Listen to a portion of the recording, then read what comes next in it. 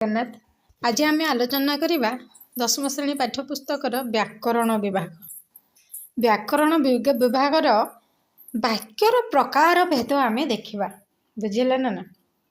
वाक्यर प्रकार भेद वाक्य आम जाचु वाक्य कहले कौन बुझु वाक्य कहले कौन आम आगु पढ़ीचे जानीचे षष्ठ श्रेणी आम पढ़िले। वाक्य कहले एक बा एकाधिक पदर मिलन रे जदि मनर भावना को संपूर्ण रूपे प्रकाश करुथाए ताहले ताको वाक्य बोली कहा जाए। वाक्य काहाकू कहा जाए देख पिला माने नोट कॉपी बाहर कर समस्ते मन ध्यान दे शुण एवं लेख। एक बा एकाधिक पदर मिलन रे संपूर्ण रूपे निज मनर भावना को प्रकाश करुथाए ताहाको वाक्य कुहा जाए।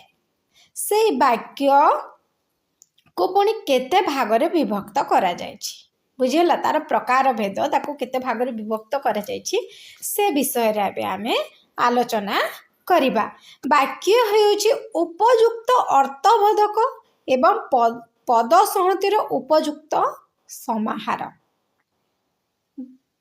जेमती कि गोटे वाक्य कहवा आगु आमे तार कि अर्थ थिबो एवं तार शब्द सरंजना ठीक भाव में थिबो एवं निजर मन भावना को संपूर्ण रूप से प्रकाश करि पारुथबो तो ताको आमे वाक्य बोली कहि थाउ। गठित वाक्यर रूप पद सहित दृष्टि निर्धारित होइथाय। ठीक सेमिति गठन कला और प्रजाज्य उभय दृष्टि वाक्य को दुई भाग में विभक्त करागला। देख गोटे वाक्यर रूप पद सहित दृष्टि को निर्धारण करी हुए एवं से भली भाव में वाक्य को दुई भाग में विभक्त करागला। वाक्य को केते भाग में दुई वाक्यर रूप दुई भाग में विभक्त मुख्यतः दुई भाग उभय को मुख्यतः वाक्य रूप कहा जाए बुझेला। काहाकू जो दुई भाग में विभक्त कराला गठन कला को एवं प्राकज्य को ताको वाक्य रूप मुख्यतः वाक्य रूप बोली कहागला। से वाक्य रूपटी कौन से वाक्य रूप केते भाग में विभक्त करागला और कौन कौन एबे प्रथमे देखिबा वाक्य रूप को दी भाग्य विभक्त करागला। प्रथम भागटी हेउची गठनात्मक रूप एवं द्वितीयटी हेउची प्रकार्यात्मक रूप बुझेला। गठनात्मक रूप को पुणी चारि भाग में विभक्त करागला। कौन कौन सरल वाक्य यौगिक वाक्य जटिल वाक्य मिश्र वाक्य बुझेला। सरल यौगिक जटिल मिश्र सेटा गठनात्मक दृष्टि वाक्य को चारि भाग में विभक्त करागला। प्रथमटी हेउची सरल वाक्य द्वितीयटी हेउची यौगिक वाक्य तृतीयटी हेउची जटिल वाक्य एवं चतुर्थटी हेउची मिश्र वाक्य। ठीक से प्रकार्यात्मक रूप वाक्यर गठनात्मक रूप को चारि भाग में एवं प्रकार्यात्मक रूप को 5 भाग में विभक्त करा जायछि। प्रकार्यात्मक रूप को केते भाग में विभक्त करागला 5 भाग में। से गुड़िक कौन कौन देख विवृत्ति सूचक वाक्य आदेश अनुरोध सूचक वाक्य प्रश्न सूचक वाक्य एवं विस्मय सूचक वाक्य नास्ति सूचक वाक्य एभली भाव में 5टी श्रेणी रे विभक्त करागला प्रकार्यात्मक दृष्टि। एबे आमे देखिबा ए गठन रूपक दृष्टिर प्रथमटी हेउची सरल वाक्य। प्रथमटी हेउची आमर सरल वाक्य। सरल वाक्य कहले आमे कौन बुझु प्रथमे आमे देखिबा सरल गोटिए मात्र जो वाक्य रे गोटिए मात्र समापिका क्रिया थिबा वाक्य को आमे सरल वाक्य कहला। देख समापिका क्रिया मात्र गुटे थिबो समाप्त हैला बेले जो गुटे क्रिया थिबो समापिका क्रिया गुटे थिबो एवं क्रिया क्रिया कहले कौन आमे जानिचे प्रथम रु तो से क्रियाटा गोटे थी एवं समाप्त रे थिबो तो ताकू आमे सरल वाक्य बोली कहि थाउ बुझेला ना नहीं। कौन समापिका क्रिया कहले कौन क्रिया ଯେଉଁ ବାକ୍ୟରେ ଗୋଟିଏ ମାତ୍ର ସମାପ୍ତ ସମୟରେ ଗୋଟିଏ ମାତ୍ର କ୍ରିୟା ରହିଥିବ ତାକୁ ସମାପିକା କ୍ରିୟା ବୋଲି କୁହାଗଲା। କେତୋଟି ଏଇ କ୍ରିୟା ଯଦି ବାକ୍ୟରେ ଗୋଟିଏ ଥିବ ତାହେଲେ ତାକୁ ଆମେ କହିଲା ସରଳ ବାକ୍ୟ। ତେଣୁ କରିକି ସରଳ ବାକ୍ୟ କହିଲେ କ'ଣ ବୁଝ? ଯଦି ପଢ଼ିଲା ପରୀକ୍ଷାରେ ତାହେଲେ ତମେ ଲେଖିବ ଯେଉଁ ବାକ୍ୟରେ ଗୋଟିଏ ମାତ୍ର ସମାପିକା କ୍ରିୟା ଥାଏ ତାହାକୁ ସରଳ ବାକ୍ୟ ବୋଲି କୁହାଯାଇଥାଏ। ବୁଝିହେଲା? ଯେମିତି ଗୋବର୍ଦ୍ଧନ ଦରିଦ୍ରମାନଙ୍କର ସେବା କରନ୍ତି। କ'ଣ କରିବା? ସମାପିକା କ୍ରିୟା ହେଉଛି ସେବା କରିବା। ନାଇଁ, ଗୋଟିଏ ପୁଣି ଅଛି, ଗୋଟିଏ ଅଛି ନା ନାଇଁ? ତେଣୁ କରିକି ବାକ୍ୟ ଦୁଇଟାରେ କ'ଣ ହେଲା? ସମାପିକା କ୍ରିୟା ଗୋଟେ ଖାଲି ଅଛି, ହଁ ନା ନାଇଁ? ନମିତାକୁ ତାଙ୍କ ଘର ଲୋକ ଭଲ ପାଆନ୍ତି, ସେବା କରନ୍ତି, ଭଲ ପାଆନ୍ତି, ଗୋଟେ ମାତ୍ର ସମାପିକା କ୍ରିୟା ରହିଲା ବାକ୍ୟରେ। ତ କ'ଣ ରହିବ? ସେଇଟା ମଧ୍ୟ ସରଳ ବାକ୍ୟରେ ଯିବ। ନାଇଁ, ବିଦ୍ୟାଳୟକୁ ଯାଇ ପାଠ ପଢ଼, ଛାତ୍ରମାନେ ବିଦ୍ୟାଳୟକୁ ଯାଇ ପାଠ ପଢ଼ନ୍ତି।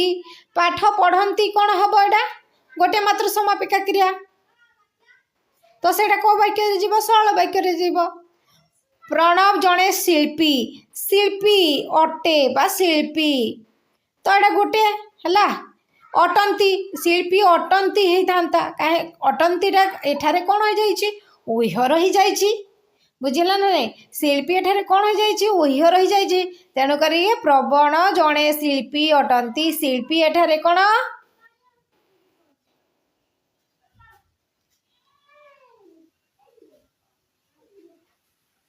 ଗୋଟେ ମାତ୍ର ସମାପିକା କ୍ରିୟା ଅଛି, ଅଟନ୍ତି ଉହ୍ୟ ରହିଯାଇଛି।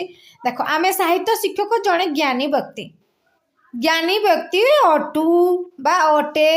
ଆମ ସାହିତ୍ୟ ଶିକ୍ଷକ ଜଣେ ଜ୍ଞାନୀ ବ୍ୟକ୍ତି ଅଟନ୍ତି। ଏଠାରେ ଅଟନ୍ତିଟା କ'ଣ ହେଇଯିବ? ଉହ୍ୟ ରହିଯାଇଛି। ଜ୍ଞାନୀ ବ୍ୟକ୍ତି ଗୋଟେ ମାତ୍ର କ'ଣ? ସମାପିକା କ୍ରିୟା ରହିଛି।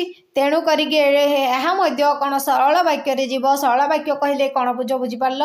ଯେଉଁ ବାକ୍ୟରେ ଗୋଟିଏ ମାତ୍ର ସମାପିକା କ୍ରିୟା ରହିଥାଏ ତାକୁ ଆମେ ସରଳ ବାକ୍ୟ ବୋଲି କହିଥାଉ। ବୁଝିହେଲା? ତାପରେ ଆମେ ଦେଖିବା ଯୌଗିକ ବାକ୍ୟ କହିଲେ କ'ଣ। ଯୌଗିକ ବାକ୍ୟ କହିଲେ ଆମେ କ'ଣ ବୁଝୁ? ଦେଖ, ଯୌଗିକ ବାକ୍ୟ କହିଲେ ପରସ୍ପର ନିର୍ଭରଶୀଳ ଦୁଇ ବା ତତୋଧିକ ସରଳ ବାକ୍ୟର ସମାହାର ଯୋଗେ ଗଠିତ ବାକ୍ୟକୁ ଯୌଗିକ ବାକ୍ୟ କୁହାଗଲା।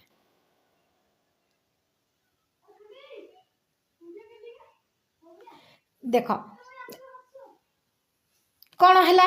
ଯୌଗିକ ବାକ୍ୟ କ'ଣ ଅଛି? ଦୁଇଟା ରହିଯାଇଛି। ବୁଝିହେଲା ନା ନାଇଁ? ସରଳ ବାକ୍ୟର ସମାହାର ଅଛି, ସରଳ ବାକ୍ୟ ଅଛି ଏବଂ ସମାନ ସମାନ ଅଛି, ଯାହାକି ପରସ୍ପର ନିର୍ଭରଶୀଳ। ଦୁଇଟା ବାକ୍ୟ ଅଛି, ଦୁଇଟା ବାକ୍ୟ ଏଇ ବାକ୍ୟ ନହେଲେ ଏ ବାକ୍ୟ ହେଇପାରିବ ନାହିଁ। ମୁଖ୍ୟ ବାକ୍ୟ ଗୋଟେ ଥିବ। ବୁଝିଲା ନା ନାଇଁ? ଗୋଟିଏ ମୁଖ୍ୟ ବାକ୍ୟ ଥିବ ଏବଂ ତା ସହିତ ନିର୍ଭର କରୁଥିବ, ସଂଯୋଗ ହେଇକି ଥିବ, ଯୋଗ ହେଇକି ଥିବ, ତାହେଲେ ସେ ଜାଗାରେ କ'ଣ ହବ? ସରଳ ବାକ୍ୟ ହବ। ଯୌଗିକ ବାକ୍ୟ ହବ। ଯୌଗିକ ବାକ୍ୟ ହେବା ଆଗରୁ କ'ଣ କ'ଣ ବ୍ୟବହୃତ ହୋଇଥାଏ? ଦେଖ, ଓ, ମାତ୍ର, କିନ୍ତୁ, ପରନ୍ତୁ। ଯଦି ସେଗୁଡ଼ାକ ଅଛି ତାହେଲେ ତମେ ପୁରା ଆଖି ପିଟିକି ବେକ ପଚେଇକି ତୁମର କେଉଁ ବାକ୍ୟରେ ଯିବ? ଯୌଗିକ ବାକ୍ୟରେ ଯିବ। ବୁଝିହେଲା ନା ନାଇଁ? ଯୌଗିକ ବାକ୍ୟରେ ଯିବ। ତେଣୁ କରିକି ଯୌଗିକ ବାକ୍ୟ କହିଲେ କ'ଣ ବୁଝ? ପରସ୍ପର ନିର୍ଭରଶୀଳ ଦୁଇ ବା ତତୋଧିକ ସରଳ ବାକ୍ୟର ସମାହାର ଯୋଗେ ଗଠିତ ବାକ୍ୟକୁ ଯୌଗିକ ବାକ୍ୟ ବୋଲି କୁହାଗଲା। ଏବେ ବୁଝିହେଲା ଯୌଗିକ ବାକ୍ୟ କାହାକୁ କୁହାଗଲା? ପରସ୍ପର ନିର୍ଭରଶୀଳ ଦୁଇ ବା ତତୋଧିକ ସରଳ ବାକ୍ୟର ସମାହାର ଯୋଗେ ଗଠିତ ବାକ୍ୟକୁ ଯୌଗିକ ବାକ୍ୟ ବୋଲି କୁହାଗଲା। କେମିତି? ଦେଖ, ଉଦାହରଣ ଗୋଟେ ଅଛି, ଦେଇ ଦେଉଛି। ପବିତ୍ର ପହଞ୍ଚିଲା, ସୁଷମା ଆସିଲା ଓ ଉଭୟ ମିଶି ପାଠ ପଢ଼ିଲେ। ପବିତ୍ର ପହଞ୍ଚିଲା, ସୁଷମା ଆସିଲା ଓ ଉଭୟ ମିଶି ପାଠ ପଢ଼ିଲେ। ଓ ଏ ବାକ୍ୟଟିକୁ ଦୁଇ ବାକ୍ୟଟିକୁ ସଂଯୋଗ କିଏ କଲା? ଓ ସଂଯୋଗ କଲା। ତେଣୁ କରିକି ଏଠାରେ କେଉଁ ବାକ୍ୟରେ ଯିବ? ଯୌଗିକ ବାକ୍ୟରେ ଯିବ। ଦୁଇଟା ଯାକ ବାକ୍ୟକୁ ସଂଯୋଗ କରୁଛି। ବୁଝିହେଲା ନା ନାଇଁ? ଦେଖ, ତାପରେ ମନ ଶ୍ରେଣୀରେ ବସିଲା ମାତ୍ର ପଢ଼ି ପାରିଲା ନାହିଁ।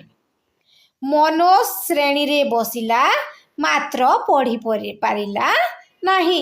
ଏଠାରେ ମାତ୍ର ନା ନାହିଁ, ମାତ୍ର ସଂଯୋଗ କରୁଛି କିନ୍ତୁ ସେ ପଢ଼ି ପାରିଲା ନାହିଁ। ତ କ'ଣ ହେବ? ସଂଯୋଗ ଯେହେତୁ କରିଛି, ଦୁଇଟା ସରଳ ବାକ୍ୟ ଅଛି, ବସିଲା ପାରିଲା ନାହିଁ। ତ କ'ଣ ହେବ? ଦୁଇଟା ବାକ୍ୟ ଅଛି କିନ୍ତୁ ମାତ୍ର ତାକୁ ଯୋଗ କରିଦେଇଛି, ସଂଯୋଗ କରିଦେଇଛି। ତେଣୁ କରିକି ଏହା ମଧ୍ୟ ଗୋଟିଏ ଯୌଗିକ ବାକ୍ୟରେ ଯିବ। ହେଲା, ଠିକ୍ ଏବଂ କିନ୍ତୁ ମା ଭଲ କରି ଶିଖାଇଲେ କିନ୍ତୁ କବିତା ରୋଷେଇ କରିପାରିଲା ନାହିଁ। ଦୁଇଟା ବାକ୍ୟ ଯିବ, ସଂଯୋଗ କଲା କିନ୍ତୁ ବାକ୍ୟଟି। ଶିକ୍ଷକ ଡାକିଲେ ମାନସ ଏବଂ ସୁରେଶ ଗୀତ ଗାଇଲେ ଏବଂ ସଂଯୋଗ କଲା। ତ ଏଠାରେ କ'ଣ? ଏଗୁଡ଼ିକ ସଂଯୋଜକ ଅବ୍ୟୟ କୁହାଯିବ। ଏଗୁଡ଼ିକ ଅବ୍ୟୟ ପଦ ଗୁଡ଼ାକ, ଯେନ୍ ଅବ୍ୟୟ ପଦ ଗୁଡ଼ାକ ଯଦି ଅଛି ଏବଂ ଦୁଇଟା ବାକ୍ୟକୁ ସଂଯୋଗ କରିଦେଉଛି ତାହେଲେ ତାକୁ ଆମେ ଯୌଗିକ ବାକ୍ୟ ବୋଲି କହିଥାଉ। ସମସ୍ତେ ଭଲ ଭାବରେ ଶୁଣ। ଦେଖ, ଦୁଇଟା ସରଳ ବାକ୍ୟ ଅଛି ଏବଂ ତାକୁ ସଂଯୋଗ କରିବା ପାଇଁ ଯଦି ଅବ୍ୟୟ ପଦ ବ୍ୟବହୃତ ହେଉଛି ତାହେଲେ ସେଠାରେ ଯୌଗିକ ବାକ୍ୟ ହେବ ହିଁ ହେବ, ହଁ ନା ନାହିଁ? ତେଣୁ କରିକି ସମସ୍ତେ ମନ ଧ୍ୟାନ ଦେଇ ଶୁଣ। ଆଉ କେତେଟା ଉଦାହରଣ। ମୁଁ ବିଦ୍ୟାଳୟ ଗଲି ଓ ଶିବଙ୍କ ସହିତ ଦେଖା କଲି। ମୁଁ ବିଦ୍ୟାଳୟ ଗଲି ଓ ଶିକ୍ଷକଙ୍କ ସହିତ ଦେଖା କଲି। ଓ ଦୁଇଟା, ବିଦ୍ୟାଳୟ ଯିବା ଏବଂ ଶିକ୍ଷକଙ୍କ ସହିତ ଦେଖା କରିବା, କିଏ ସଂଯୋଗ କଲା? ଓ। ଠିକ୍ ସେମିତି ମୁଁ ଦେବାଳୟ ଗଲି ଏବଂ ଭଗବାନ ଶିବଙ୍କୁ ଦର୍ଶନ କଲି। ଏବଂ ଗୋଟିଏ ଅବ୍ୟୟ ପଦ, ବୁଝିହେଲା ନା ନାହିଁ? ଏବଂ ଯୋଗ ହେଲା। ତ ଏଠାରେ କ'ଣ ଯୌଗିକ ବାକ୍ୟରେ ଯିବ? ମୁଁ ଖେଳ ପଡ଼ିଆରେ ଯାଇ ପହଞ୍ଚିଲି କିନ୍ତୁ ଖେଳିଲି ନାହିଁ। ପହଞ୍ଚିଲି, ଖେଳିଲି ନାହିଁ। ତ କିନ୍ତୁ ଏଠାରେ ଯୋଗ କରିଛି। କିନ୍ତୁ ଯଦି ଯେହେତୁ ଯୋଗ କଲା ତାହେଲେ କ'ଣ ହେବ? ଅବ୍ୟୟ ପଦ ହିଁ ହେବ। ମୋତେ ମା ରୋଷେଇ ଶିଖେଇଲେ ମାତ୍ର ମୁଁ ଶିଖିପାରିଲି ନାହିଁ। ତ ଏଠାରେ ମାତ୍ର ଯୋଗ ହେଲା, ଅବ୍ୟୟ ପଦ। ତ ତେଣୁ କରିକି ଏହା କ'ଣ ହେଲା? ଯୌଗିକ ବାକ୍ୟ। ପ୍ରଥମ ଅଂଶ ଯଦି ଅଛି, ଦ୍ୱିତୀୟ ଅଂଶ ମିଶି ପୂର୍ଣ୍ଣ ବାକ୍ୟ ହେଇପାରୁଛି, କିନ୍ତୁ ଗୋଟିଏ ଭାଗ ଯଦି ହଟେଇ ଦିଆଯିବ ତାହେଲେ ସେ ପୂର୍ଣ୍ଣ ବାକ୍ୟ ହେଇପାରିବ ନାହିଁ। ଯଦି ଗୋଟିଏ ବାକ୍ୟରେ ଯଦି ପୂର୍ଣ୍ଣ ବାକ୍ୟ ହେଇଯାଉଛି, ଅର୍ଥକୁ ବୁଝେଇ ଦେଉଛି, ତାହେଲେ ସେଇଟା ହେବ ସରଳ ବାକ୍ୟ। ଏବଂ ଦୁଇଟା ବାକ୍ୟ ସଂଯୋଗରେ ଯଦି ଅବ୍ୟୟ ପଦ ବ୍ୟବହୃତ ହେଉଛି ତାହା ହେଲା ଯୌଗିକ ବାକ୍ୟ। ବୁଝି ହେଇଥିବ ଏବେ ସମସ୍ତଙ୍କୁ। ତାହେଲେ ଯୌଗିକ ବାକ୍ୟ କହିଲେ କ'ଣ ବୁଝ? ଯୌଗିକ ବାକ୍ୟ କହିଲେ ଆମେ ବୁଝୁ ପରସ୍ପର ନିର୍ଭରଶୀଳ ଦୁଇ ବା ତତୋଧିକ ସରଳ ବାକ୍ୟର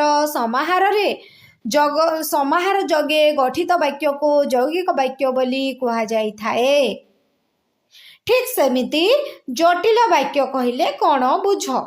ଜଟିଳ ବାକ୍ୟ କହିଲେ ଦେଖ, ଦୁଇ ବା ତତୋଧିକ ପରସ୍ପର ସାପେକ୍ଷ ଖଣ୍ଡ ବାକ୍ୟର ସମନ୍ୱୟରେ ଜଟିଳ ବାକ୍ୟ ଗଠିତ ହୋଇଥାଏ, ଯାହାକି ଗୋଟିଏ ମୁଖ୍ୟ ବାକ୍ୟଟିଏ ଥାଏ ଏବଂ ସେଇ ବାକ୍ୟକୁ ସଂଯୋଗ କରିକି ଅନ୍ୟ ବାକ୍ୟ ଗଠିତ ହୋଇଥାଏ। ତାକୁ ଆମେ ଜଟିଳ ବାକ୍ୟ ବୋଲି କୁହାଯାଇଥାଏ। କ'ଣ? ଗୋଟିଏ ମୁଖ୍ୟ ବାକ୍ୟଟିଏ ଅଛି ଏବଂ ସେଇ ମୁଖ୍ୟ ବାକ୍ୟକୁ ଆଧାର କରିକି ଅନ୍ୟ ବାକ୍ୟ ଗୁଡ଼ିକ ଗଠିତ ହେଉଛି, ତାହାକୁ ଆମେ ଜଟିଳ ବାକ୍ୟ ବୋଲି କହିଥାଉ। ଠିକ୍ ସେମିତି ଦେଖ, ଯଦି ଲେଖିବା ଜଟିଳ ବାକ୍ୟ କାହାକୁ କୁହାଯାଏ? ଦୁଇ ବା ତତୋଧିକ ପରସ୍ପର ସାପେକ୍ଷ ଖଣ୍ଡ ବାକ୍ୟର ସମନ୍ୱୟରେ ଜଟିଳ ବାକ୍ୟ କୁହାଗଲା। ଯେମିତି ଉଦାହରଣ ସ୍ୱରୂପ, ଯେତେବେଳେ ସୂର୍ଯ୍ୟ ଉଦୟ ହେଲା ସେତେବେଳେ ପଦ୍ମ ଫୁଲ ଫୁଟି ଉଠିଲା। ହେଲା, ସୂର୍ଯ୍ୟ ଉଦୟ ହେବା ହେଲା ମୁଖ୍ୟ ବାକ୍ୟ, ନା ନାହିଁ? ସୂର୍ଯ୍ୟ ଉଦୟ ହେବା ହେଲା ମୁଖ୍ୟ ବାକ୍ୟ। ତ ଯେତେବେଳେ ସୂର୍ଯ୍ୟ ଉଦୟ ହେବେ ସେତେବେଳେ ଯାଇ ପଦ୍ମ ଫୁଲ ଫୁଟି ଉଠିବ। ବୁଝିହେଲା ନା ନାହିଁ? ଯେତେବେଳେ ସୂର୍ଯ୍ୟ ଉଦୟ ହେବେ ସେତେବେଳେ ଯାଇ ପଦ୍ମ ଫୁଲଟି ଫୁଟିବ। ତ ମୁଖ୍ୟ ବାକ୍ୟ द्वारा अन्य केते गुड़िए जदि वाक्य गठित हो जाउछि ताहले सेटा हबो कोन जटिल वाक्य। तेणु करिकी जटिल वाक्य कहले दुई बा ततोधिक परस्पर सापेक्ष खंड वाक्यर समन्वय रे जटिल वाक्य गठित होइथाय बा जटिल वाक्य सृष्टि होइथाय। ठीक सेमिति प्रधान वाक्य मुख्य वाक्य देख अजा जेते बेले घरे पहुँचिले सेते बेले घरे रतन नथिला। प्रधान वाक्य कौन घरे नथिला किए सेते बेले घरे रतन नथिला। केते बेले घरे रतन नथिला जेते बेले अजा आसिकी पहुँचिले। प्रधान वाक्य हैला एठारे किए अजा जेते बेले घरे पहुँचिले एवं प्रधान वाक्य एठारे किए अजा जेते बेले घरे पहुँचिले अप्राधान्य सेटा किछि प्राधान्य नाय मुख्य वाक्य नुहे। रतन घरे नथिलाटा गोटे मुख्य वाक्य बुझेला ना नहीं। तापरे कौन हला बापा केबे आशा करि नथिले जे सनातन श्रेणी रे प्रथम हबो। बापा केबे प्रधान वाक्य एठारे कौन सनातन श्रेणी रे प्रथम हेबारु बापा हेइतला जेते बेले हेई कथाडा बापा केबे आशा करि नथिले। सनातन प्रथम श्रेणी रे प्रथम हेला प्रधान वाक्य हे गला। से जेते बेले से श्रेणी रे प्रथम हेला सेते बेले कौन हेला बापा आशा करि नाइथिला। तो प्रधान वाक्य एठारे सनातन श्रेणी रे प्रथम हेबा एवं अप्राधान्य वाक्य हैला बापा केबे आशा करि नथिले। हना नहीं बहुत इजी। ठीक सेमिति दरकार समय रे जे साहाय्य करे ताकू उपयुक्त बंधु कुहा जाए। ताहले आमे केमिति जानिबा उपयुक्त बंधु केते बेले हेई थाए। देखो उपयुक्त बंधु हेले जाए ताहले केन समय रे आसबो बोली आमे जानि परिबा। तो उपयुक्त बंधु हैला प्रधान वाक्य दरकार समय रे जे साहाय्य करे से अप्राधान्य वाक्य। इजी हना नहीं बहुत इजी।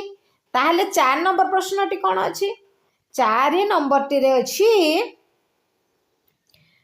कालीर काम आजी करूच तेबे आजीर काम एबे कर।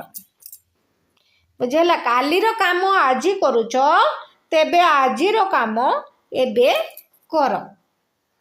ताहले एठारे प्रधान वाक्यटी कौन एठारे प्रधान वाक्यटी हेबो आजीर काम एबे कर बोले कौन आजीर काम। देखो आज जो कामटा अच्छी से प्रधान काव्य एबे कर दियो प्रधान वाक्य रे जीवो। ताहले अप्राधान्य वाक्य रे कौन कालीर काम जदि अच्छी कर आज कर दियो। कालीर जेनटा जदि आज एबेर काम अच्छी ताहले एबे कर दियो। आज जदि जेन कामटा अच्छी ताहले प्रधान वाक्य हैला एबे न आसिले को काली आसीबो कि आसीबनी। आज जदि नाही काली आसीबनी। तेणु करी प्रधान वाक्य हबो आज एवं अप्राधान्य वाक्य हबो काली। तेणु करी कि ए उदाहरण आमे जानिला जे दुई बा ततोधिक परस्पर सापेक्ष खंड वाक्यर समन्वय रे जटिल वाक्य गठित हुए बा जे वाक्य रे गोटिए मात्र मुख्य वाक्य रही एवं मुख्य वाक्य को नहीं अनेक गुड़िए वाक्य गठित हेले ताहाको आमे जटिल वाक्य बोली कहि थाउ। ताहले मिश्र वाक्य एबे देखिबा मिश्र वाक्य काहाको कहा जाए। आमे जदि आमे ओडिया हतार देखा मिसी गुलिगिरी जेन वाक्यटा रहिला सेडा मिश्र वाक्य। मिसी गुलिगी जेन वाक्यटा रहिला ताको आमे मिश्र वाक्य बोली कहि थाउ। देखो जे कौनसी प्रकार वाक्यर समन्वित रूप को मिश्र वाक्य कहा गला। जेन कौनसी वाक्य भी अच्छी जेन कौनसी प्रकाश है सरल जटिल जैविक जाओ मिसी गुलिकी जदि रहिला ताहले आमे जानमा जे सेडा हैला मिश्र वाक्य। बुझेला ना नहीं सेठी सरल वाक्य अच्छी सेठी यौगिक वाक्य अच्छी सेठरे जटिल वाक्य अच्छी जदि सब मिसी गुलिकी रहिला सेटा कौन मिश्र वाक्य रे गला। बहुत इजी हो ना नहीं। ताले मिश्र वाक्य क्या गला देख जे कौन सी प्रकार वाक्यर समन्वित रूप को मिश्र वाक्य बोली कहगला बुझीला। देख उदाहरण स्वरूप गीत बाजा ओ नाच चलिबा जो दर्शक माने देखा आसीथिले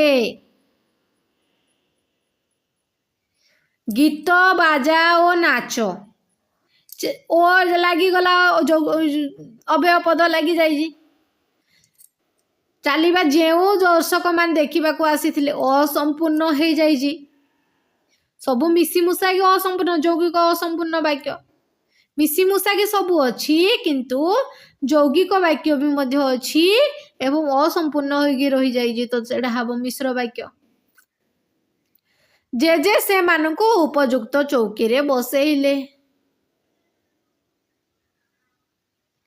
जे से मानकु उपयुक्त चौकी रे बसैले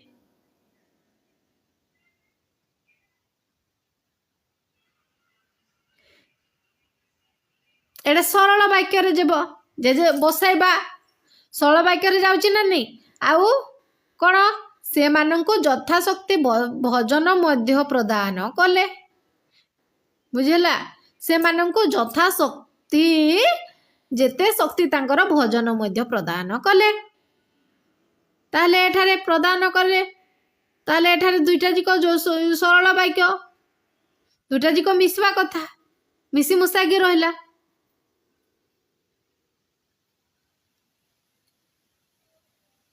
एवं दुईटा तीनटा जिको मिसेगी लेखी हब देख केमिति मिसेगी लेखी हब गीत बाजा नाच चलिबा जो दर्शक माने देखा आसिले जे से मानको उपयुक्त चौकी रे बसैले एवं से मानको यथाशक्ति जेते शक्ति भजन प्रदान मध्य कलिथिले तो सबुजिको मिसई मुसागी जेते बेले लेखिबा ताले सेटा हब मिश्र वाक्य।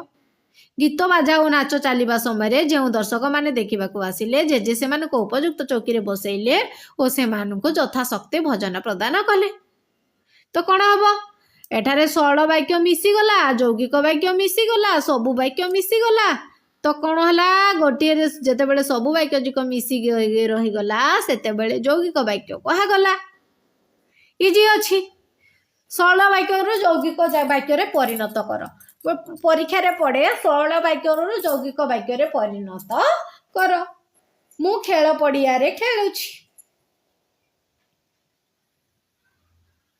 तो ताकू यौगिक वाक्य रे परिणत कले कौन हम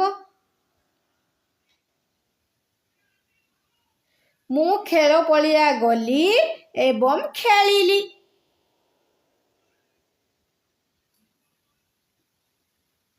तो एठार यौगिक वाक्य ताकू जदि जटिल वाक्य रे परिणत करिबा जेते बेले खेल पड़िया गली सेते बेले खेलिली इजी अछि ना नहीं एभली भाबरे सरल यौगिक जटिल गठन दृष्टि वाक्य को चारि भाग रे विभक्त करागला सरल वाक्य यौगिक वाक्य जटिल वाक्य एवं मिश्र वाक्य ठीक सेमिति शॉर्ट वीडियो रे कर ए वीडियो रे एतिके रे रखिदेबी तापरे नेक्स्ट आमे देखिबा प्रकार्यगत रूप को दृष्टि देखले जो वाक्य को 5 भाग रे विभक्त करे जाइछि सेटा आमे आउ गोटे वीडियो रे आलोचना करिबा।